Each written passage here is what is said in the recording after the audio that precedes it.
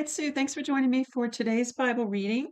It is the reading for February 26th, and I'm reading the very last reading for the book of Numbers. It's Numbers 35 to 36. Verse 1. Yahweh spoke to Moses in the plains of Moab by the Jordan at Jericho, saying, Command the children of Israel to give to the Levites cities to dwell in out of their inheritance. You shall give pasture lands for the cities around them to the Levites. They shall have the cities to dwell in. Their pasture lands shall be for their livestock and for their possessions and for all their animals. The pasture lands of the cities which you shall give to the Levites shall be from the wall of the city and outward 1,000 cubits, which, let me just see what that is. A cubit is the length from the tip of the middle finger to the elbow on a man's arm, or about 18 inches or 46 centimeters.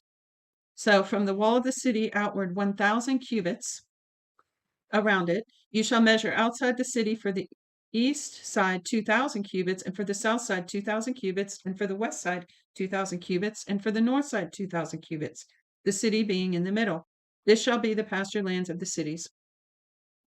The cities which you shall give to the Levites, they shall be 6 cities of refuge, which you shall give for the manslayer to flee to. Besides them you shall give 42 cities. All the cities which you shall give to the Levites shall be 48 cities together with their pasture lands. Concerning the cities which you shall give of the possession of the children of Israel, from the many you shall take many, and from the few you shall take few.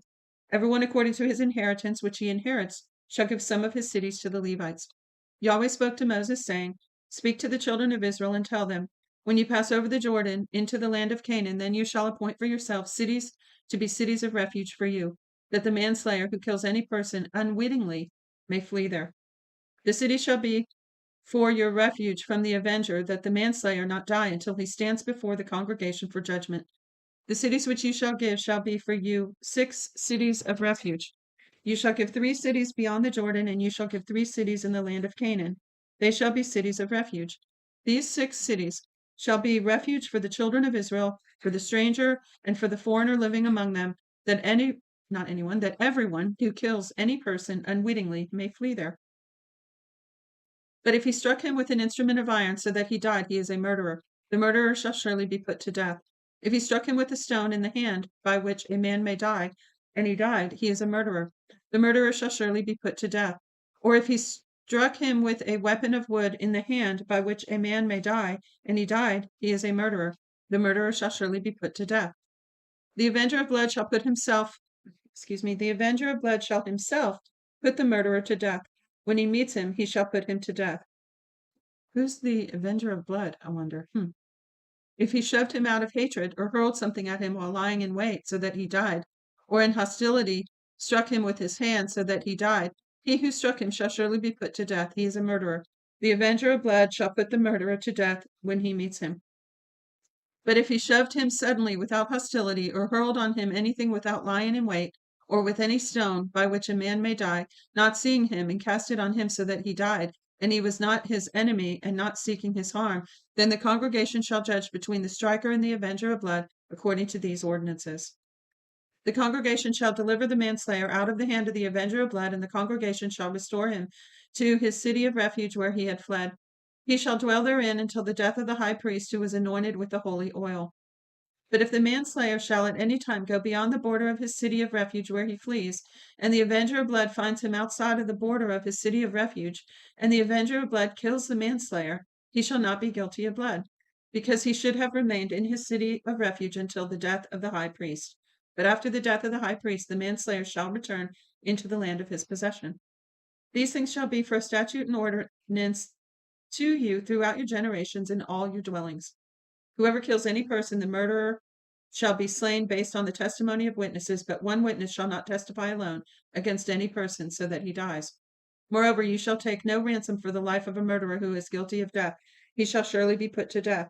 You shall take no ransom for him who has fled to his city of refuge, that he may come again to dwell in the land before the death of the priest. So you shall not pollute the land where you live, for blood pollutes the land. No atonement can be made for the land for the blood that is shed in it, but by the blood of him who shed it. You shall not defile the land. Wow. No atonement can be made for the blood that was shed except by the blood of the one who shed it. That's something I'm going to have to spend some time thinking about. Verse 34. You shall not defile the land which you inhabit, where I dwell, for I, Yahweh, dwell among the children of Israel. The heads of the fathers' households of the family of the children of Gilead, the son of Machir, the son of Manasseh, of the families of the sons of Joseph, came near and spoke before Moses and before the princes, the heads of the fathers' households of the children of Israel. They said, Yahweh commanded my Lord to give the land for inheritance by lot to the children of Israel. My Lord was commanded by Yahweh to give the inheritance of Zelophehad, our brother, to his daughters. If they are married to any of these sons of the other tribes of the children of Israel, then their inheritance will be taken away from the inheritance of our fathers and will be added to the inheritance of the tribe to which they shall belong. Now that's referring to what we read the other day, where the daughter said, the father didn't have any sons. Please give us a lot of inheritance for us from our father's, inheritance. And they did. Yahweh said to Moses to do that. So that's what this is referring to. So it says, if they marry somebody in another tribe, we're going to lose it. So, verse 4, when the Jubilee of the children of Israel comes, and the inheritance will be added to the inheritance of the tribe to which they shall belong. So their inheritance will be taken away from the inheritance of the tribe of our fathers. Moses commanded the children of Israel according to Yahweh's word, saying, the tribe of the sons of Joseph speak what is right. This is the thing which Yahweh commands concerning the daughters of Zelophehad, saying, let them be married to whom they think best, but only they shall marry into the family of the tribe of their father. So shall no inheritance of the children of Israel move from the tribe to tribe, for the children of Israel shall all keep the inheritance of the tribe of his fathers. I wonder to this day, how mixed up all that ownership is, if you could see it. Interesting. It hasn't been that long. Verse 7. So shall no inheritance of the children of Israel move from tribe to tribe, for the children of Israel shall keep the inheritance of the tribe of his fathers. Every daughter who possesses an inheritance in any tribe of the children of Israel shall be wife to one of the family of the tribe of her father, that the children of Israel may each possess the inheritance of his fathers.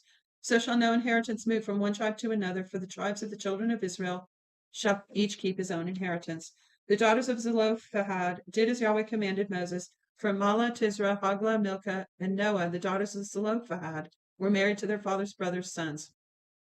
They were married into the families of the sons of Manasseh, the son of Joseph. Their inheritance remained in the tribe of the family of their father. So they married their cousins. Wow. Verse 13.